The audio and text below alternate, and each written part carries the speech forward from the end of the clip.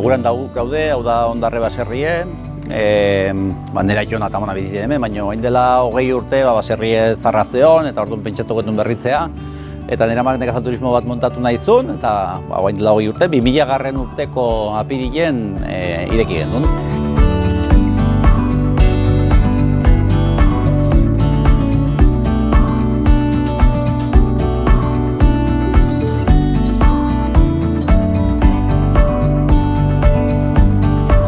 Ditugu Ondarren 6 logela bikoitzak, 5 bikoitzak eta bat batekoa, eta gero ditugu 2 apartamentu.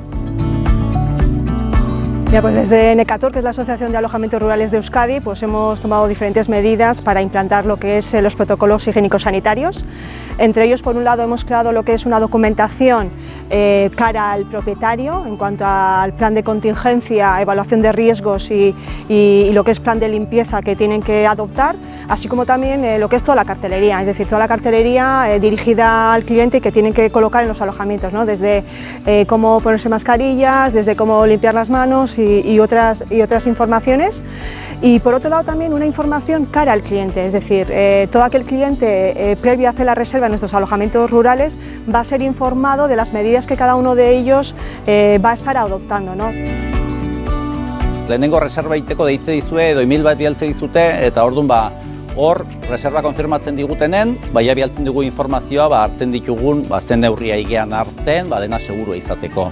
Kendu ditugu kojinek, dekorazio garrantzik ez zeukena, orduan hori dena erretiratu egin dugu. Egon gelan bai mueblek eta sofak eta denak produktu hidroalkoholikokin pasatzen ditugu eta desinfektatzen ditugu. Zorue baita, ur eta fregona ur pixkatekin, orduan dena desinfektatzen dugu. Eta sukaldeen ditugun bajilla eta gauza guztik lavabajia zen pasatzen ditugu. 60 graduta eta horrekin dena desinfektatuta gelditzen zaigu.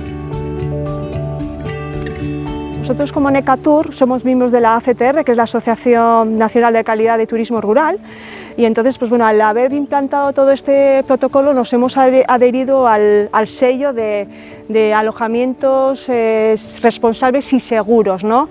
Entonces en nuestros establecimientos va a existir ese sello, ¿no?, identificativo de cómo estamos trabajando para ofrecer unos alojamientos seguros y en definitiva lo que queremos es ofrecer confianza en nuestros clientes para que acudan, se alojan de una manera segura y tranquila. Euskadi, destino seguro.